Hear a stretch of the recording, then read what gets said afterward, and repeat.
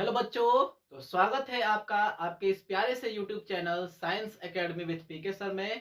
तो मैं पीके सर आज के इस क्लास में आपको पढ़ाने वाला हूं वेक्टर एंड 3D का मोस्ट इंपॉर्टेंट एमसीक्यू क्वेश्चंस, जो कि इस बार के एग्जाम के लिए काफी इंपॉर्टेंट है। और इन्हीं सारे क्वेश्चन से ही आपके बोर्ड में एग्जाम में क्वेश्चन पूछे जाएंगे, ठीक है ना। तो जैसा कि आप थंबनेल में देख ही चुके होंगे कि आज हम लोग क्या पढ़ने वाले हैं, और यहाँ पे भी मैंने बता दिया कि आज हम वेक्टर और 3D के मोस्ट इंपॉर्टेंट एमसीक्यू क्वेश्चंस करेंगे, जो कि एग्जाम पॉइंट ऑफ व्यू से बहुत ज्यादा इंपॉर्टेंट होने वाले हैं, ठीक है ना। तो बने रहिए वीडियो के साथ, वीडियो को स्किप नहीं करना है, सारे क्वेश्चन को ध्यान से समझना है। वेरी वेरी इंपॉर्टेंट क्वेश्चन मैं आपको बताने वाला हूं, और इससे बाहर एक भी क्वेश्चन आपके एग्जाम में नहीं आएगा। जो कि एमसीक्यू क्वेश्चन पूछे जाते हैं, एक भी क्वेश्चन इस क्वेश्चन से बाहर नहीं आएगा, इसी पैटर्न पे आएगा। तो ध्यान से समझेंगे कौन कौन से क्वेश्चन है। यहाँ पे देखिएगा, यहाँ पे हमने फर्स्ट क्वेश्चन क्या लिया है कि the position vector of the point X Y Z is. ध्यान दीजिएगा, यहाँ पे एक बात, मैं यहाँ एक क्वेश्चन बता रहा हूं, लेकिन ये एक क्वेश्चन सिर्फ अकेला क्वेश्चन ही नहीं है। इस कॉन्सेप्ट को भी मैं समझाऊंगा कि इसको आप बना कैसे सकते हैं, इसको आप आंसर कैसे समझिएगा कि हाँ इसका कितना आंसर होने वाला है। तो ये एक क्वेश्चन सिर्फ अकेला एक क्वेश्चन नहीं है, इसके बेसिस पे बहुत सारे क्वेश्चन बन सकते हैं, जैसे कि अभी आप पढ़ेंगे तो आगे देखेंगे, ठीक है ना। तो ध्यान दीजिएगा, क्वेश्चन क्या कर रहा है कि the position vector of the point X Y Z. इसका कॉन्सेप्ट क्या है कि ये कोई भी एक पॉइंट दे दिया जाता है और उसका पोजीशन वेक्टर पूछा जाता है। तो उसमें कुछ करना नहीं होता है, जो भी पॉइंट में आपके एलिमेंट्स दिए हुए होते हैं उनमें आपको उसका डायरेक्शन लगा देना है। बस जो भी आपका पॉइंट दिया हुआ होगा उसमें बस उसका डायरेक्शन यूज कर देना है। ध्यान दीजिएगा, ये एक्स अक्ष होता है, ये वाई अक्ष के लिए होता है और ये जेड अक्ष के लिए होता है। तीन कंपोनेंट दिए होते हैं, एक एक्स अक्ष का, एक वाई अक्ष का और एक जेड अक्ष का। तीनों अक्ष का बारी बारी से कंपोनेंट लिखा होता है। तो जैसा कि आप वेक्टर में पढ़ चुके होंगे कि एक्स अक्ष के डायरेक्शन को बताने का काम आई कैप करता है, वाई अक्ष के डायरेक्शन को जे कैप बताता है तथा जेड अक्ष के डायरेक्शन को के कैप बताता है। तो बस इसके डायरेक्शन को यूज कर देना है। यहाँ पे समझिएगा, पॉइंट क्या दिया हुआ है, तब पॉइंट दिया हुआ है एक्स वाई जेड।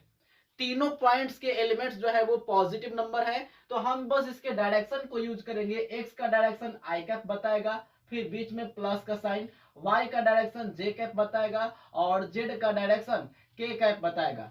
अगर इनमें कोई माइनस होता तो हम माइनस में भी वैल्यू लेते। तो फिलहाल इसमें कोई माइनस में नहीं है, इसीलिए बस हम उसका क्या लिख दिए है, तो डायरेक्शन जो भी उसका डायरेक्शन बताता है, जैसे एक्स अक्ष का आई कैप, वाई अक्ष का जे कैप, जेड अक्ष का के कैप बताता है, तो बस उसको डायरेक्शन के साथ उसको जोड़ देना है। तो जो भी उससे आपको एक नया वेक्टर मिलेगा वही उस पॉइंट का पोजीशन वेक्टर होगा। अब देखिए, यहाँ पे तो एक क्वेश्चन मेंशन किया गया है कि हाँ इस पे एक क्वेश्चन ऐसा आएगा, तो इस पे बहुत सारे क्वेश्चन भी बन सकते हैं। यहाँ पे पॉइंट आपको जरूरी नहीं है कि एक्स वाई जेड ही दे, कोई भी पॉइंट दे सकता है। जैसे एग्जाम्पल के तौर पर ले लीजिए 1 - 2 5। ये एक पॉइंट दे दिया है, आपको इस पॉइंट का पूछा जाएगा कि पोजीशन वेक्टर क्या होगा। तो भाई साहब कुछ करना नहीं है, बस इसमें आपको डायरेक्शन जो इसका डायरेक्शन को बताता है उसके डायरेक्शन को लगा देना है। जैसे यहाँ पे 1 है तो यहाँ लिखेंगे 1 आई कैप, और यहाँ पे 1 को डिनोट करने की जरूरत नहीं है क्योंकि आई कैप के पीछे तो ऑलरेडी 1 छुपा होता है। तो कभी भी आंसर में आपको 1 आई कैप देखने को नहीं मिलेगा। समझाने के लिए हम लिख रहे थे 1 आई कैप, ठीक है ना। तो आई कैप हो गया। यहाँ पे ध्यान दीजिएगा, y के जगह पे -2 दिया हुआ है, वहां पे तीनों चीज प्लस था इसीलिए हमने प्लस में लिया था। यहाँ पे y का जो एलिमेंट दिया हुआ है वो निगेटिव एलिमेंट है, इसीलिए हम यहाँ माइनस साइन यूज करेंगे और 2 जे कैप लिखेंगे। फिर बगल में देखिएगा 5 लिखा हुआ है और वो एक पॉजिटिव नंबर है, तो इसका डायरेक्शन कौन बताता है, तो के कैप। तो 5 क्या हो जाएगा, के कैप। देखिए ये नया वेक्टर एक बन के तैयार हो गया है, जो कि इस पॉइंट का क्या है, पोजीशन वेक्टर है। तो इसी प्रकार से किसी भी पॉइंट का आप पोजीशन वेक्टर लिख सकते हैं। तो यहां पर देखने में ये केवल एक क्वेश्चन है, लेकिन ये अनेकों क्वेश्चन के बराबर एक क्वेश्चन है, और इससे एक क्वेश्चन जरूर से जरूर आपके एग्जाम में आएगा। एक और एग्जांपल देख लेते हैं। मान लीजिए कि -3 2 8 दे दिया, ठीक है ना। मान लीजिए यहाँ -8 दे दिया, तो इस पॉइंट का पोजीशन वेक्टर आप क्या लिखेंगे, तो कुछ नहीं, माइनस में 3 आई कैप, प्लस में 2 जे कैप और माइनस में 8 का हो जाएगा के कैप। बस इसके डायरेक्शन को लिख देना है और कुछ नहीं करना है। तो क्या आप ये क्वेश्चन समझ गए?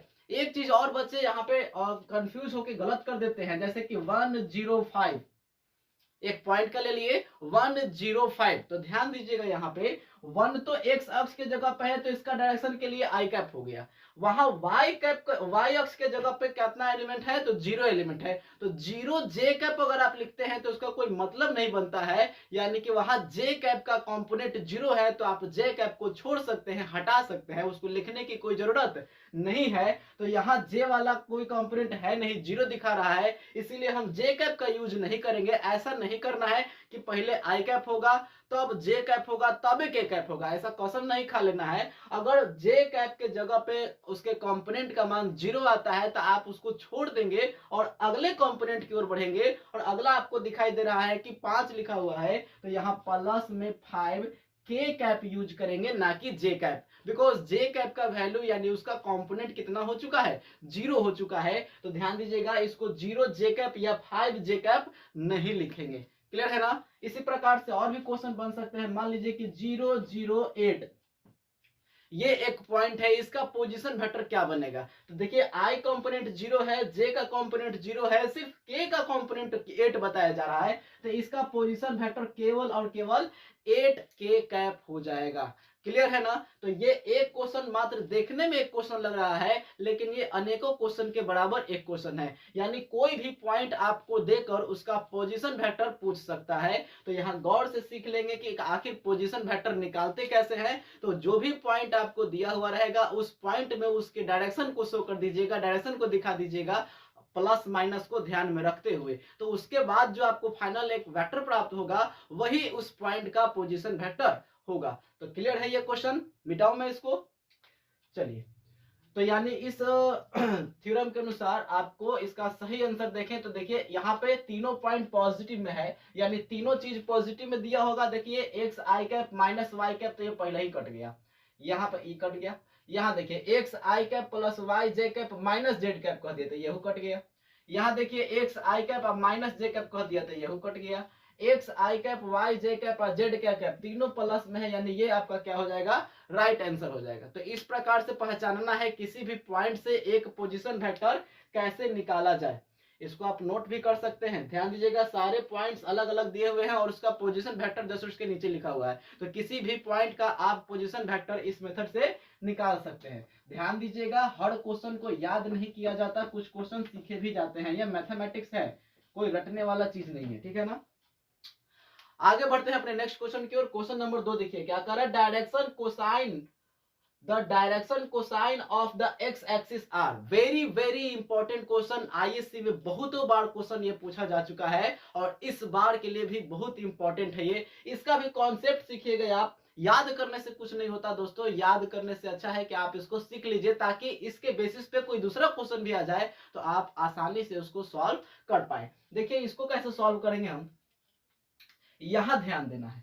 क्या पूछ रहा है? यहां कह रहा है कि एक्स एक्सिस का डायरेक्शन कोसाइन क्या होगा? एक्स एक्सिस का, तो भाई साहब मैं यहाँ पे आपको क्लियर कर दूं, जिस एक्सिस की बात कहेगा ना, आपके पास 3 एक्सिस होंगे, क्योंकि आप 3D पढ़ रहे हैं। 3 एक्सिस है, एक एक्स अक्ष, एक वाई अक्ष और एक जेड अक्ष। 3 अक्ष होता है। तीनों अक्ष में वो जिस अक्ष का डायरेक्शन कोसाइन पूछेगा ना उसको 1 कर देना है, बाकी अदर को 0 कर देना है। जिस अक्ष का डायरेक्शन कोसाइन पूछेगा उसको 1 कर देना है, बाकी को क्या कर देना है? 0 कर देना है। ध्यान दीजिएगा, यहाँ एक्स एक्सिस, यहाँ पे एक्सिस ध्यान देना है। बहुत बच्चे कंफ्यूज हो जाते हैं एक एक्सिस वाले क्वेश्चन में और एक प्लेन वाले क्वेश्चन में। जस्ट उसी के बाद आएगा तो थोड़ा गौर से समझेंगे। यहाँ एक्स एक्सिस की बात कर रहा है तो मैं क्या सिखा रहा हूं समझिएगा। जिस एक्सिस की बात करेगा उसको 1 कर देना है, बाकी रेस्ट को क्या कर देना है? 0। और आपको कोई भी पॉइंट लिखने का तरीका क्या होता है, तो पहले एक्स तब वाई और तब क्या? जेड। अब बताइए, मान लीजिए कि हम एक्स एक्सिस का डायरेक्शन कोसाइन पूछ रहे हैं। किसका पूछ रहे हैं? एक्स एक्सिस का डायरेक्शन कोसाइन। तो लिखने का तरीका तो ये है, तो डायरेक्शन कोसाइन उसका जब बताइएगा तो एक्स एक्सिस की बात कहे हैं तो उसको कर दीजिए 1 और बाकी को क्या बोले हैं? 0। जिस एक्सिस का पूछेगा उसको 1 कर देना है, बाकी रेस्ट को क्या कर देंगे, 0 कर देंगे। इसी प्रकार से अगर इसके जगह पे y एक्सिस का पूछ दिया जाए तो आप y के जगह पे 1 करेंगे, बाकी को क्या करेंगे, 0 करेंगे। तो ये हो जाएगा 0 1 और 0। अगर यहाँ पे आपको z एक्सिस का पूछ दिया जाए तो क्या करेंगे, तो z वाले को 1 करेंगे, बाकी को 0 करेंगे। तो 0 0 क्या हो जाएगा, 1। इस प्रकार से आप तीनों में से किसी भी एक्सिस का डायरेक्शन कोसाइन पूछ देता है तो आप आसानी से उसका सॉल्व आंसर बता सकते हैं। ये कोई सॉल्व करने वाला क्वेश्चन नहीं है, ये आप समझ के बना सकते हैं, ठीक है ना। ऐसा नहीं है कि एक क्वेश्चन आ जाएगा तो लगेंगे सॉल्यूशन करना, ऐसा कोई सॉल्यूशन करने वाला इसमें बात है ही नहीं। याद करने वाली बात है, समझने वाली बात है कि जिस एक्सिस का डायरेक्शन कोसाइन पूछेगा उस एक्सिस वाले वैल्यू को 1 कर देना है, बाकी को क्या कर देना है, 0। तो यहाँ पे आपको दिख रहा है सिर्फ एक क्वेश्चन, लेकिन ये 3 क्वेश्चन के अकेला बराबर है, ठीक है ना। तो ध्यान से समझ गए इसको, तो बताइए इसका सही आंसर क्या हो जाएगा। Direction cosine of x axis यानी कि एक्स वाले को 1 करना है। देखिए इसमें तीनों 0 है, गलत। इसमें देखिए एक्स एक्सिस के जगह पे 1 है, बाकी रेस्ट क्या है, 0। तो ये आपका हो जाएगा करेक्ट। इसमें देखिए y एक्सिस के जगह पे 1 है, यानी ये y एक्सिस का डायरेक्शन कोसाइन शो कर रहा है, लेकिन पूछा तो x एक्सिस का है, तो ये नहीं होगा। और ये z एक्सिस का शो कर रहा है, लेकिन पूछा x एक्सिस का है, तो ये भी नहीं होगा। क्लियर हो गए। आगे क्वेश्चन देखते हैं। मैं उसको मिटाऊंगा नहीं, क्योंकि अभी उसी क्वेश्चन के द्वारा आप कंफ्यूज होंगे। ध्यान दीजिएगा कैसे। यहां देखिए जस्ट उसी से रिलेटेड उसी की तरह का क्वेश्चन है कि the direction cosine of X Y plane. तो पहले खुद से बताइए कि एक्स वाई प्लेन का डायरेक्शन कोसाइन क्या होगा। तो मैक्सिमम बच्चों का ये आंसर होगा, अगर वो इस कॉन्सेप्ट को सीखे हैं, पहले से नहीं जान रहे होंगे और इस कॉन्सेप्ट के द्वारा बताएंगे, तो उनका राइट आंसर आने वाला है 110। ठीक है, क्योंकि हमने अभी पीछे बताया कि जिस एक्सिस की बात होगी उसको 1 कर देना है और बाकी को क्या कर देना है, 0। तो यहाँ पे तो बच्चा कहेगा कि एगो x है एगो y है, तो x वाला भी 1 और y वाला भी 1, x वाला भी 1 और y वाला भी 1 और z वाला क्या हो जाएगा, 0। तो आपका सही आंसर क्या हो जाएगा, 110, जो कि ये बिल्कुल ही गलत है। तो सही क्या होगा, कैसे सही होगा, क्या बता रहे हैं आप। अभी आपने बताया ये दूसरा और उसी मेथड से ये बताया जा रहा है, तो गलत बता रहे हैं, ऐसा क्यों। तो भाई साहब यहाँ पे ध्यान से समझिए क्या बताया जा रहा है। हमने यहाँ क्वेश्चन में बोला था एक्स एक्सिस और इस क्वेश्चन में दिया हुआ है एक्स वाई प्लेन।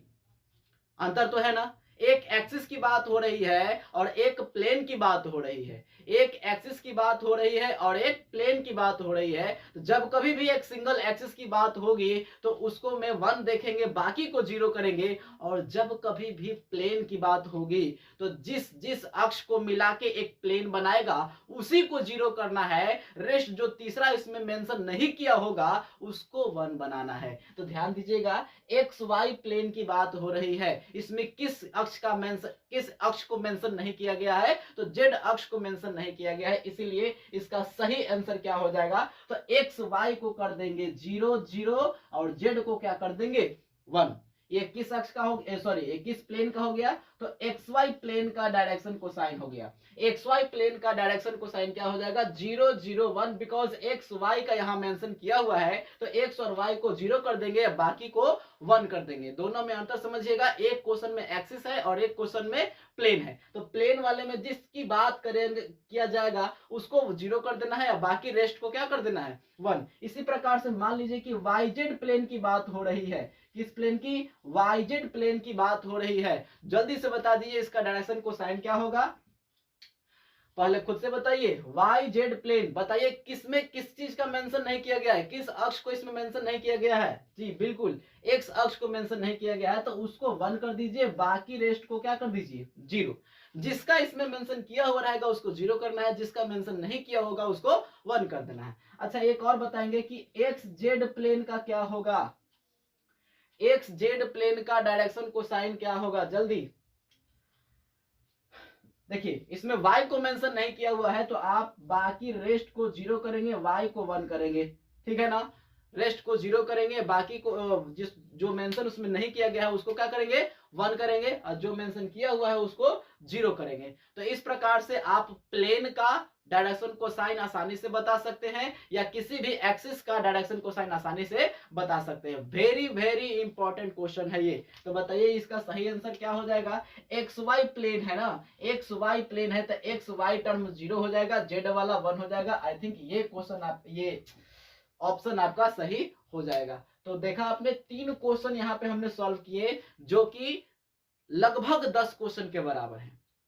ठीक है ना, बिल्कुल सही बता रहा हूं, लगभग 10 क्वेश्चन के बराबर है। क्योंकि पहला क्वेश्चन जो आपने सॉल्व किया था किसी भी पॉइंट का डायरेक्शन कोसाइन बनाने का, उससे बहुत सारे क्वेश्चन बन सकते हैं। उसका कॉन्सेप्ट यदि आप नहीं समझिएगा तो आप वो क्वेश्चन बनाने में असफल हो जाएंगे। क्योंकि जरूरी नहीं है कि वो एक्स वाई जेड ही पूछे, जरूरी नहीं है कि 3 4 5 पॉइंट दे के पूछे, कुछ भी पॉइंट दे सकता है। बस आपको कॉन्सेप्ट ध्यान में रखना है कि जो भी पॉइंट दिया हुआ रहेगा उसमें आई cap J cap K cap use कर देना है, माइनस प्लस के साइन को ध्यान में रखते हुए। चलिए बढ़ते हैं अपने नेक्स्ट क्वेश्चन की ओर। हमारा नेक्स्ट क्वेश्चन क्या कहता है कि if L M N are the direction cosines of a straight line then, इनमें से कौन सा सही होगा? बहुत ही सुंदर क्वेश्चन है, आईएससी में ये भी बहुतों बार पूछा जा चुका है क्वेश्चन।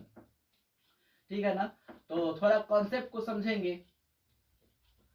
कॉन्सेप्ट क्या है इसका, इसके कॉन्सेप्ट को समझेंगे। देखिए डायरेक्शन कोसाइन बोल रहा है कि एल एम एन है एक स्ट्रेट लाइन का, तो इसमें से कौन सा सही होगा? तो ध्यान दीजिएगा, एक चीज अगर आप पढ़े हो तो मान लीजिए कोई भी वेक्टर दिया हुआ है ये,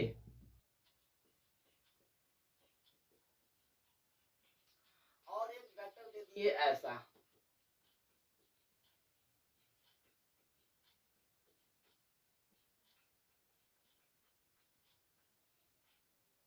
ठीक है, दो वेक्टर लिखा हुआ है, एक है 3 i cap minus J cap plus 5 के कैप, और एक ये है 1/√3 i कैप 1/√3 जे कैप और 1/√3 के कैप।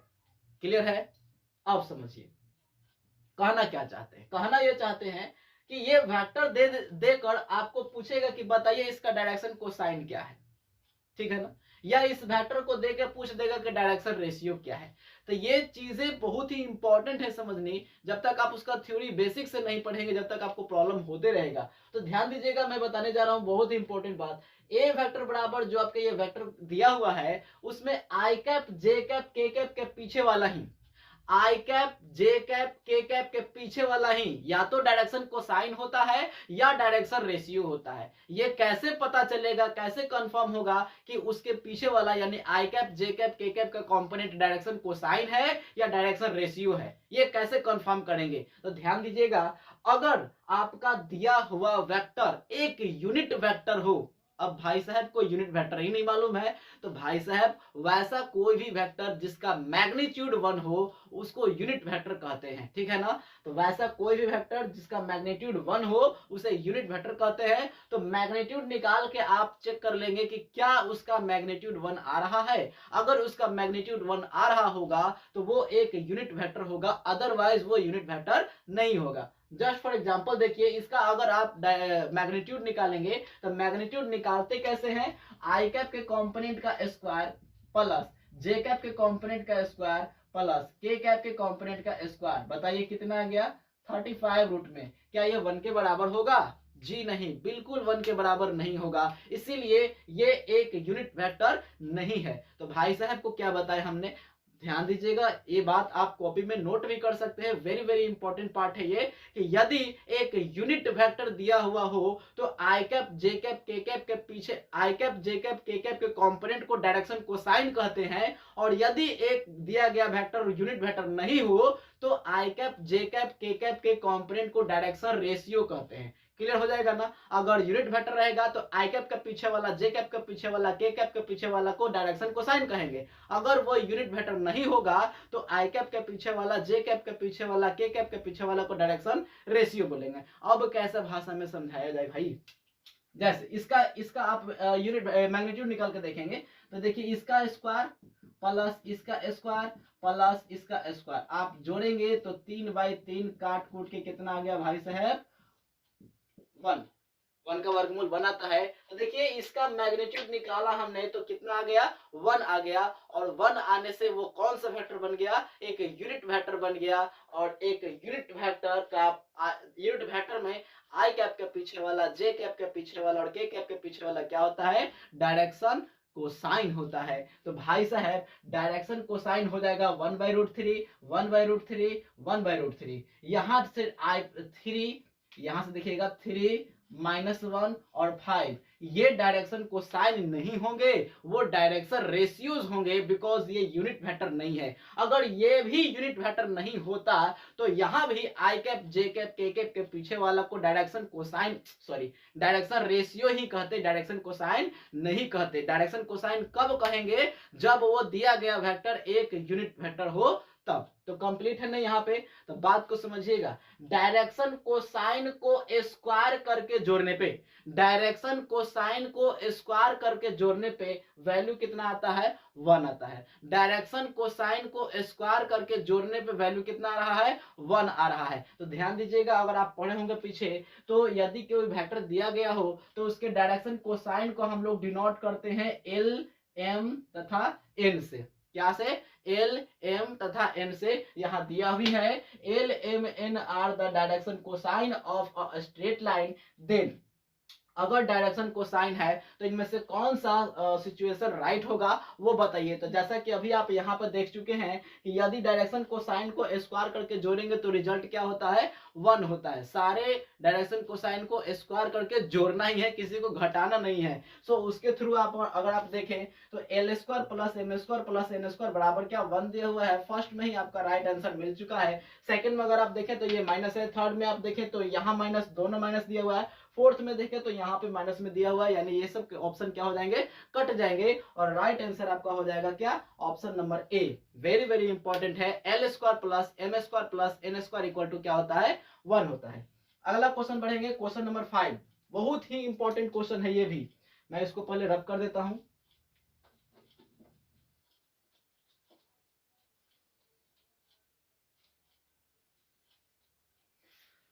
चलिए ध्यान दीजिएगा, क्या कह रहा है कि equation of a plane parallel to a plane 2x plus Y minus Z is equal to 11। मतलब दिया गया ऑप्शन में कौन सा एक ऐसा प्लेन का इक्वेशन है जो कि इस प्लेन के इक्वेशन के पैरेलल होगा, उसके पैरेलल होगा। तो भाई साहब इसमें बहुत सारे बच्चे गड़बड़ा जाते हैं, कंफ्यूज हो जाते हैं कि कैसे निकालें। मैं आपको ऐसा ट्रिक दूंगा कि आप कभी भी कंफ्यूज नहीं होंगे।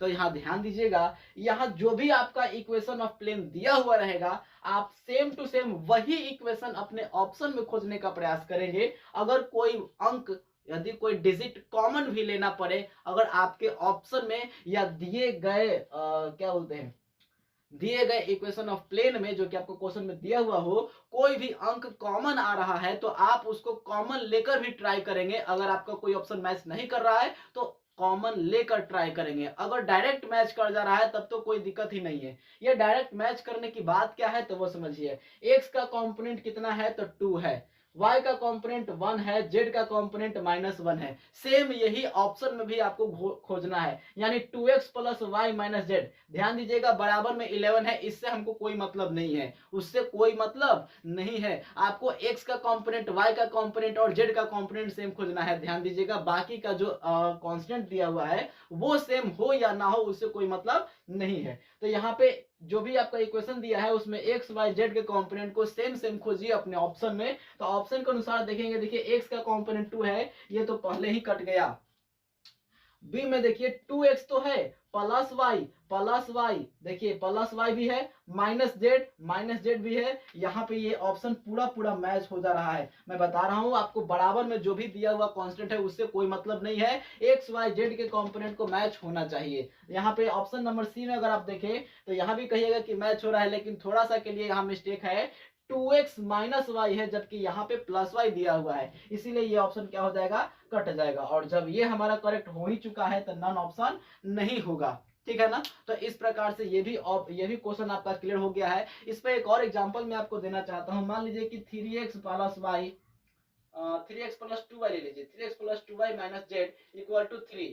तो आता है कि इसके पैरेलल एक और ये क्या बोलते हैं, एक और इक्वेशन ऑफ प्लेन बताइए कि कौन सा, मतलब ऑप्शन के अनुसार खोजना होगा, ऐसा नहीं कि जो हम लिख देंगे वही आप खोजने लगेगा या अपने से खोजना है। ऑप्शन जैसा दिया हुआ रहेगा उसमें आपको ढूंढना पड़ेगा। मान लीजिए कि ऑप्शन के अनुसार ऐसा दिया हुआ है,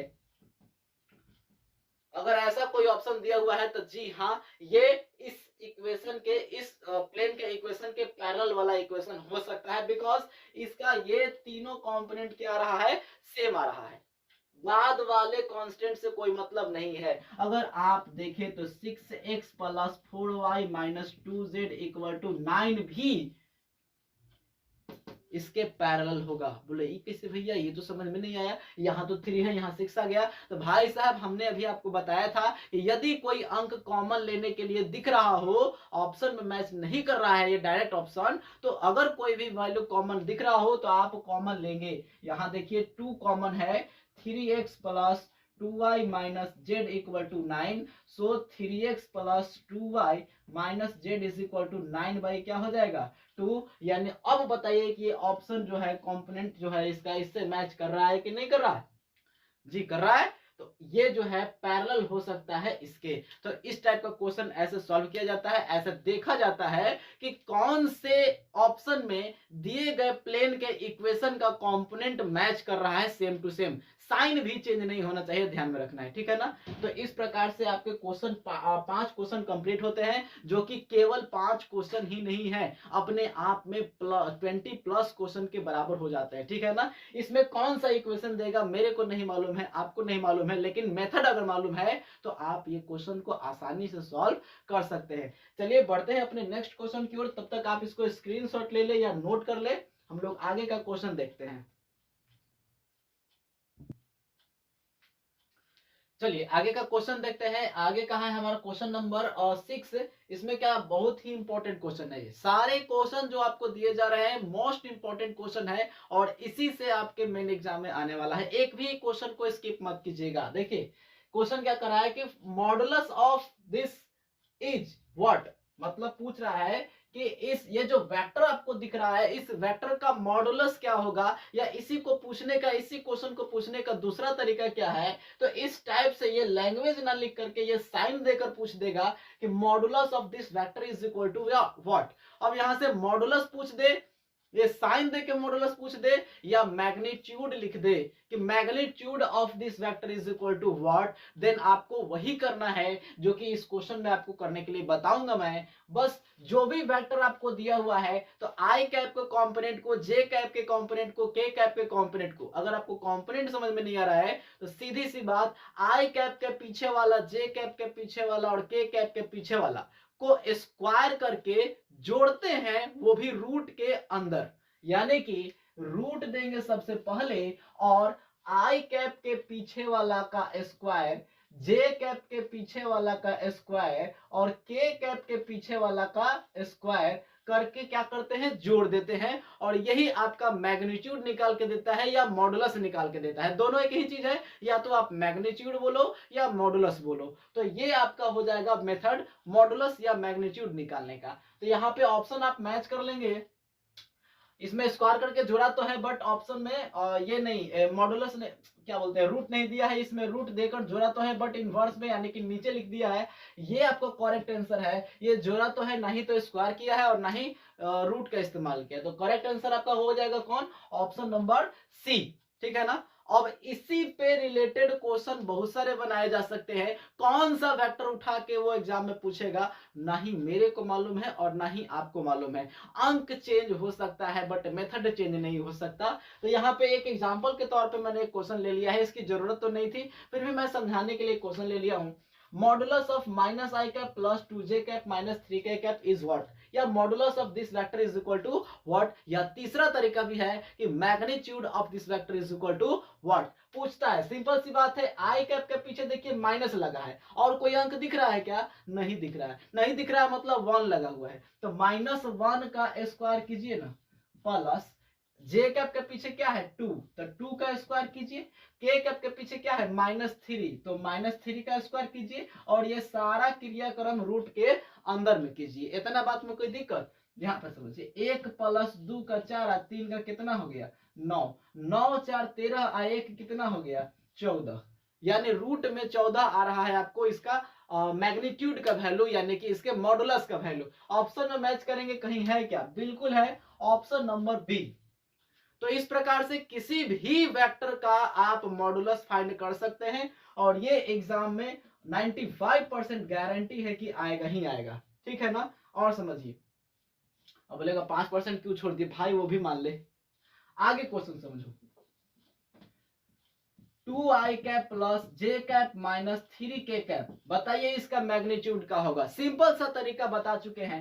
2 का स्क्वायर 4, इसके पीछे 1 है, 1 का स्क्वायर 1, 3 का स्क्वायर 9। कोई भाई साहब -3 को देख के -9 मत कर दीजिएगा, बिकॉज आप -3 का स्क्वायर करेंगे तो वो पॉजिटिव नंबर बन जाएगा। और बताइए कि ये पॉजिटिव हो गया तो सब जुट जाएगा ना। तो 9 और 5 कितना, फिर से 14, यानी कि आई थिंक वही क्वेश्चन ले लिए क्या हम, वो तो नहीं है, बट अंक कंपोनेंट मिला जुला के सबका आगे पीछे करके सेम है। मान लीजिए कि आई कैप प्लस जे कैप प्लस के कैप पूछ दिया, बताइए इसका मॉडुलस क्या होगा, इसका मॉडुलस क्या होगा। सभी का कंपोनेंट 1 है भाई साहब, स्क्वायर करके जोड़ दो। 1 का स्क्वायर 1, 1 का स्क्वायर 1, 1 का स्क्वायर यानी कि कितना हो गया, √3। तो इस प्रकार से किसी भी दिए गए वेक्टर का आप मॉडुलस आसानी से निकाल सकते हैं। ध्यान दीजिएगा, मॉडुलस बोले या मैग्नीट्यूड बोले या इस साइन को देके आपका वैल्यू पूछे, आपको यही काम करना है। भूलोगे तो नहीं ना, भूलना भी नहीं है। यहाँ पे सारे क्वेश्चन आपको मोस्ट इंपॉर्टेंट बताए जा रहे हैं, इसको नोट करिए। हम लोग बढ़ते हैं अगले क्वेश्चन की ओर। इसको मैं मिटा रहा हूं।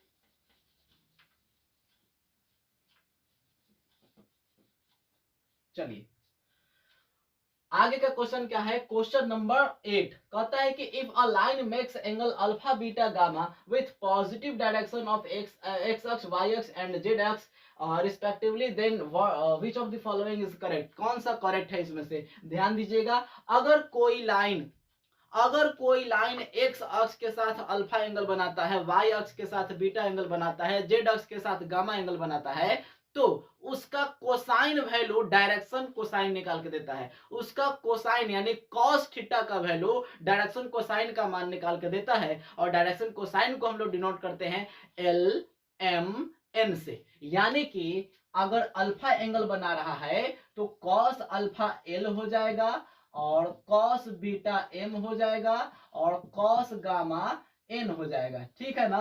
और अभी अभी पिछले स्लाइड में हमने क्वेश्चन पढ़ा था कि अगर L M N direction cosine है तो कौन सा सिचुएशन सही होता है। तो तीनों को स्क्वायर करके जोड़ने पे रिजल्ट क्या मिलता है भाई साहब? 1 मिलता है। ध्यान दीजिएगा, यहाँ पे कोसाइन वैल्यू यानी कॉस थीटा का वैल्यू ही लेना है। साइन थीटा, टेन थीटा मतलब अदर कोई भी ट्रिगोनोमेट्रिक रेशियो आप नहीं ले सकते कॉस को छोड़कर। ठीक है ना? तो अगर आप ऑप्शन में मैच करेंगे तो देखिए एल का स्क्वायर आई मीन क्या, cos square alpha, M square मतलब cos square beta, N square मतलब कॉस स्क्वायर गामा, मतलब कोसाइन के तीनों वैल्यू को स्क्वायर करके जोड़ने पे रिजल्ट क्या मिलना चाहिए? 1 मिलना चाहिए। आइए ध्यान दीजिए, cos square alpha plus cos square beta plus cos square gamma बराबर, बिल्कुल सही, ऑप्शन 1 में ही मिल गया। ऑप्शन बी में देखेंगे sine square alpha plus sine square beta plus sine square gamma is equal to क्या, 1, जो कि संभव नहीं है। यहाँ कॉस थीटा के स्क्वायर वाले वैल्यू को जोड़ना है, साइन थीटा वाले को नहीं। तो ये तो रॉन्ग हो गया। यहाँ पे देखिए 1 हमने बताया है, ऑप्शन में 2 दिया है, गलत हो गया। यहाँ पे तो साइन की बात नहीं हो रही है। ऐसे साइन में आप चेंज करेंगे, कंफ्यूज नहीं होना है, साइन में भी होता है। देखिए कितना होता है, आपने अभी अभी पढ़ा cos square alpha plus cos square beta plus cos square gamma is equal to 1। भाई साहब एक क्वेश्चन मैं लिख रहा हूं, लेकिन यहाँ पे अनेकों क्वेश्चन का सोल्यूशन मिल रहा है, तो वीडियो को स्किप बिल्कुल नहीं करेंगे। आप पढ़े हैं 10th क्लास में formula 1 minus sign square alpha cos square alpha हो जाएगा। अच्छा 1 minus cos square beta sine square, sorry sine हो जाएगा ना, यहाँ 1 minus sign square beta cos square beta हो गया, और 1 माइनस कॉस साइन स्क्वायर, बार बार मिस्टेक हो रहा है यार, sign square gamma cos square gamma हो गया इज इक्वल टू क्या दिया है, 1 दिया है। आइए 1 2 एंड 1 3 हो गया, और ये तीनों वैल्यू उस तरफ जाके प्लस बन जाएंगे, और ये वाला 1 आएगा इधर माइनस बन जाएगा। तो इधर हो गया sine square alpha plus sine square beta plus sine square gamma, यानी sine square alpha plus sine square beta plus sine square gamma का रिजल्ट कितना आ रहा है? तो 2 आ रहा है। ठीक है ना? तो बहुत ध्यान से सावधानी से समझेंगे। अगर ऑप्शन में cos square alpha cos square beta plus cos square gamma is equal to 1 दिया है तो वही होगा करेक्ट आंसर। अगर cos वाला ऑप्शन ना दे करके साइन में ऑप्शन दिया है कि sin square alpha plus sin square beta plus sin square gamma is equal to what, तो आपको वहां पे 2 मारना है, 1 नहीं मारना है, ठीक है ना। cos रहेगा तो 1 होगा, sin रहेगा तो 2 होगा। 3 मत लिया ना कि 1 और 2 जोड़ के 3 हो जाएगा, बिल्कुल नहीं। बाकी किसी भी ट्रिगोनोमेट्रिक रेशियो में नहीं होता है, ये 2 ही ट्रिगोनोमेट्रिक रेशियो में होगा। cos square alpha plus cos square beta plus cos square gamma उतना हो जाएगा, और sin square alpha plus sin square beta plus sin square gamma is equal to 2 हो जाएगा। क्लियर है ये क्वेश्चन? आगे बढ़े, करेक्ट आंसर हो गया इसका ये। अगला क्वेश्चन देखते हैं, कहता है कि the direction cosine of the line having direction ratio. बहुत ही सुंदर क्वेश्चन है। डायरेक्शन रेशियो देकर के आपसे डायरेक्शन कोसाइन पूछ लेता है। बहुत ही इंपॉर्टेंट है, बहुत ही इंपॉर्टेंट। सारे क्वेश्चन जो दिए जा रहे हैं आपको टॉप क्वेश्चन दिए जा रहे हैं, ठीक है ना। ये सभी क्वेश्चन आपके एग्जाम में जरूर से जरूर आएंगे। आपको ये वीडियो 20+ नंबर दे करके जाएगा, ठीक है ना। चलिए ध्यान दीजिएगा, the direction cosine of the line having direction ratio 1 2 3 are what. कहता है डायरेक्शन कोसाइन क्या होगा अगर डायरेक्शन रेशियो 1 2 3 हो। कुछ करना नहीं होता है, देखिए 1 2 3 इसके जगह पे कोई भी 3 वैल्यू दे सकता है, वो डायरेक्शन रेशियो देगा। ध्यान दीजिएगा, डायरेक्शन रेशियो के जगह पे कोई भी 3 वैल्यू दे दे, आपको कुछ नहीं करना है, बस पहला वाला, ठीक है ना, आपको कुछ नहीं करना है। रूट में इन तीनों का स्क्वायर करके जोड़ दो, रूट में इन तीनों का स्क्वायर करके जोड़ दो जल्दी से फटाफट। 1 का स्क्वायर 1, 2 का स्क्वायर 4, 3 का स्क्वायर कितना 9। जल्दी से बताइए, 9 4 13 है, कितना हो गया, कितना 14। बस ये जो रिजल्ट आएगा ना, इन सभी के डिवाइड में ये रख देना है। ये जो रिजल्ट आएगा, इस रिजल्ट से इन सभी में क्या कर देना है, बारी बारी से डिवाइड कर देना है। इट मीन्स 1/20 1/14 रूट में, 2/रूट में 14 और 3/रूट में 14। ये जो आपको रिजल्ट मिलेगा ये डायरेक्शन कोसाइन निकाल के देगा। तो किसी भी डायरेक्शन रेशियो का अगर डायरेक्शन कोसाइन निकालना हो तो इसी मेथड का यूज करेंगे। एक क्वेश्चन और देखेंगे, मान लीजिए कि 3 4 -2 आपका ये डायरेक्शन रेशियो दिया हुआ है और इसी का आपको डायरेक्शन कोसाइन पूछ लिया है। क्या करेंगे आप, इन तीनों को स्क्वायर करके जोड़ देंगे। 3 3 के 9, 4 4 को 16, 25 और 4 कितना हो गया 29। यहाँ माइनस में नहीं जाएंगे बिकॉज माइनस का स्क्वायर करेंगे तो वो प्लस ही हो जाएगा। स्क्वायर करके जोड़ेंगे कितना हो गया, रूट में 29। अगर डायरेक्शन रेशियो की बात कर रहा, डायरेक्शन कोसाइन निकालने की बात कर रहे हैं तो मैंने क्या बताया, स्क्वायर करके जोड़ने पे जो भी रिजल्ट आता है उस रिजल्ट को इसके डिवाइड में ला दीजिए। यानी कि 3/√29, 4/√29 और -2 क्या √29। तो इस प्रकार से आप डायरेक्शन रेशियो से डायरेक्शन कोसाइन बहुत ही आसानी से निकाल सकते हैं, ठीक है ना। तो ये हो गया आपका इस क्वेश्चन का सोल्यूशन। कौन सा हो जाएगा थोड़ा देख लीजिएगा। √14 आया था ना, 1/√14, यहाँ पे देखिए ऑप्शन में सी में दिख रहा है 1/√14, 2/√14 और 3/√14। यहाँ पे आपका ये हो गया करेक्ट आंसर, ठीक है ना। तो इस प्रकार से आपको ये चारों क्वेश्चन भी खत्म होते हैं। जल्दी से आप इसको नोट कर लीजिए। यहाँ पे अदर क्वेश्चन भी दे सकता है इस पे, ठीक है ना। ध्यान दीजिएगा, अदर डायरेक्शन रेशियो के जगह पे अलग अलग डिजिट दे सकते हैं, उसके अनुसार आपको डायरेक्शन कोसाइन निकालना है, ठीक है ना। मैंने मेथड बता दिया है कि कैसे निकालना है, उस हिसाब से आप निकाल लेंगे। तो चलिए इसको जल्दी से स्क्रीनशॉट ले लीजिए या नोट कर लीजिए। हम लोग आगे के क्वेश्चन 2-3 क्वेश्चन और देखते हैं। टॉप क्वेश्चन बताए जा रहे हैं, नोट करिए जल्दी से। चलिए तो ये हमारा नेक्स्ट स्लाइड है और ये आज का लास्ट स्लाइड होगा बिकॉज वीडियो काफी लंबा हो चुका है और इसका अगला पार्ट 2 वीडियो आगे का वीडियो में जरूर आएगा। तो फिलहाल पहले इसको हम लोग देख लेते हैं क्या क्वेश्चन है। पहला क्वेश्चन है यानी क्वेश्चन नंबर 10 कि which of the following is the mid point of point A and B, इतना, ठीक है ना। 2 पॉइंट दिए हुए हैं, इसका मिड पॉइंट पूछा गया है। ये 10th क्लास के सिलेबस में भी है और 10th क्लास में भी ये क्वेश्चन आया करता था। लेकिन 10th क्लास में अगर आप देखे होंगे तो उसमें कुछ इस टाइप से पूछा जाता था कि अगर 3 4 एक पॉइंट है और 2 और 5 एक पॉइंट है तो इसका मिड पॉइंट क्या होगा। तो सिंपल सी बात, यहाँ पे देखिए 2 अक्षों के बीच में 2 अक्षों का एक पॉइंट दिया हुआ होता है, एक कोऑर्डिनेट दिया हुआ होता है। लेकिन यहाँ पे आप लोग चूंकि 3D के बारे में पढ़ रहे हैं, इसीलिए यहाँ पे तीनों अक्ष का निर्देशांक यानी कि कोऑर्डिनेट दिया हुआ होता है। जैसे कि ये एक्स अक्ष को, ये वाई अक्ष को, ये जेड अक्ष को दर्शाता है, ठीक है ना। तो जैसा फॉर्मूला इसमें होता था वैसा ही फॉर्मूला यहाँ भी होता है।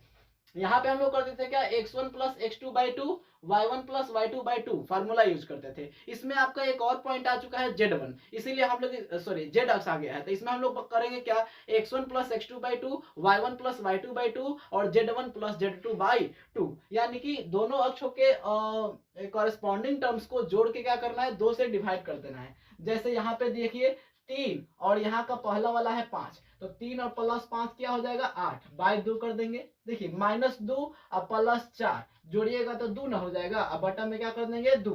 अच्छा 1 और 3 जोड़िएगा तो 4 ना हो जाएगा, अब बटा में क्या कर देंगे 2। काटिएगा तो काट के देगा 2 चौको 8, 2 एकम 2 और 2 दूनी के 4, यानी 4 1 2 आपका इसका मिड पॉइंट आ रहा है। ऑप्शन मैच करेंगे कहीं है, जी हाँ बिल्कुल है, 412 ऑप्शन बी में आ रहा है, ऑप्शन बी आपका करेक्ट हो जाएगा। तो सिंपल सा इसका लॉजिक है कि आपको x1 plus x two by two, y1 plus y2 by two, z1 plus z2 by two का लॉजिक अपनाना है, ये फार्मूला अपनाना है, ठीक है ना। तो आसान सा क्वेश्चन है, 10th पे बेस्ड है, आप बना सकते हैं। यहाँ पे पॉइंट के जगह पे कोई और अंक दे सकता है, तो आप इसके लिए तैयार रहें। कोई भी कभी भी किसी भी पॉइंट का मिड पॉइंट निकालने के लिए आए तो सिंपल सा फॉर्मूला, x1 वाले को x1 वाला x1 के साथ, y1 वाला y1 के साथ, मतलब x अक्ष को x अक्ष के साथ जोड़ के, y अक्ष को y अक्ष के साथ जोड़ के, z अक्ष को z अक्ष के साथ जोड़ के 2 से डिवाइड कर देना है, तो आपका मिड पॉइंट निकल जाएगा। चलिए अगले क्वेश्चन की ओर बढ़ते हैं। क्वेश्चन नंबर 11 क्या कहता है कि इफ पॉइंट ए इतना एंड बी इतना दिया हुआ है, देन ए बी बराबर क्या होगा। ये भी आसान सा क्वेश्चन है, ठीक है ना। ये क्वेश्चन कैसे बनता है वो समझिएगा। जब भी पॉइंट दिया हुआ रहेगा तो हमने क्वेश्चन के स्टार्टिंग में ही बताया था, शायद 2 नंबर या 3 नंबर क्वेश्चन में, यदि कोई पॉइंट दिया हुआ होगा तो उसका पोजीशन वेक्टर कैसे निकालेंगे। तो मान लीजिए कि ए एक पॉइंट दिया हुआ है, तो उसका पोजीशन वेक्टर अगर आप निकालें तो ओ ए वेक्टर हो जाएगा, बिकॉज कोई भी पोजीशन वेक्टर ओरिजिन से जाके जुड़ के तब बनता है। उस पोजीशन वेक्टर क्या करता है, किसी भी पॉइंट के पोजीशन को डिनोट करता है, और वो पोजीशन किसके रिस्पेक्ट में, तो ओरिजिन के रिस्पेक्ट में होता है, ठीक है ना। ध्यान दीजिएगा, ओरिजिन के रिस्पेक्ट में अगर हम इसका पोजीशन वेक्टर लिखे तो ओ ए वेक्टर बराबर हो जाएगा क्या, इसका बस डायरेक्शन दिखा देना है, 2 आई कैप हो जाएगा इसका डायरेक्शन। अच्छा 3 है तो ये हो जाएगा जे कैप, 3 जे कैप।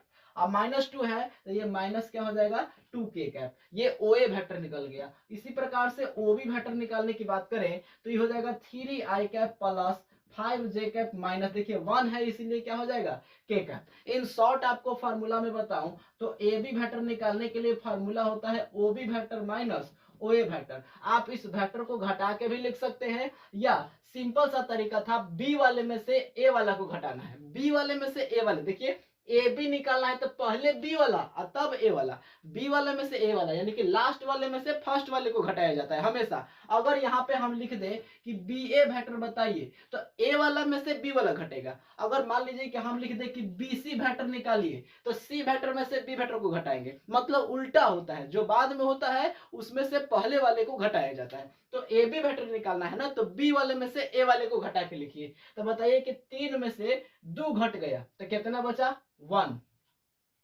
कितना बचा 1, तो 1 के लिए क्या लिखिएगा आई कैप। 5 में से 3 घटा तो कितना बचेगा 2, प्लस में ना, तो 2 जे कैप। अच्छा -1 माइनस, तो माइनस माइनस प्लस न हो गया जी, तो -1 प्लस 2 तो +1 बचेगा, यानी कि के कैप। तो आप ऑप्शन में मैच कर लीजिए कौन सा ऑप्शन मैच हो रहा है, आई cap plus 2j plus K cap, आई कैप प्लस 2j के कैप प्लस, सॉरी यहाँ पे ब्रैकेट नहीं होगा, I cap plus 2j cap plus K cap, right answer है। चलिए क्लियर हो गया। इस प्रकार से 2 पॉइंट्स को आप जोड़ सकते हैं। अगला क्वेश्चन में आइए, द डिस्टेंस बिटवीन 2 पॉइंट्स, बहुत ही आसान 10वां क्लास। फिर से डिस्टेंस फार्मूला आप पढ़े होंगे कोऑर्डिनेट ज्योमेट्री में, हिंदी में बोले तो निर्देशांक ज्यामिति में आप 10वां क्लास में पढ़े होंगे। क्या डिस्टेंस फार्मूला क्या होता है, x1 माइनस x2 का whole square plus y1 minus y2 का होल स्क्वायर। ये 10th क्लास के बेसिस पे था। अगर आप यहाँ 3D की बात करें तो 3D में एक अक्ष और बढ़ जाता है, यानी z अक्ष भी आ जाता है, तो फार्मूला बनेगा x1 माइनस x2 का whole square plus y1 minus y2 का whole square plus z1 minus z2 का होल स्क्वायर। तो इस प्रकार से इसमें फार्मूला अप्लाई करना है, और कैसे बनाएंगे आप समझिए। 3 में से, देखिए सॉरी लास्ट में ये है ना, ये इसमें से घटाई ना, 3 में से 1 घटा 2, और 2 का स्क्वायर कितना हो गया 4, 2 में से 5 घटाइए -3, अब -3 का स्क्वायर कितना हो गया जी 9, यहाँ 1 में से -3 करिएगा तो वो +4 हो जाएगा, ठीक है ना। 1 माइनस माइनस +3, तो 3 1 कितना हो गया 4, और 4 का स्क्वायर कितना हो गया जी 16। इसको रूट में जोड़ा जाता है ना, तो बताइए 16 4 20 और 20 और 9 29, यानी रूट में आ गया कितना 29। क्या किसी ऑप्शन में है? बिल्कुल, ऑप्शन नंबर ए में आपको दिख रहा है रूट में 29।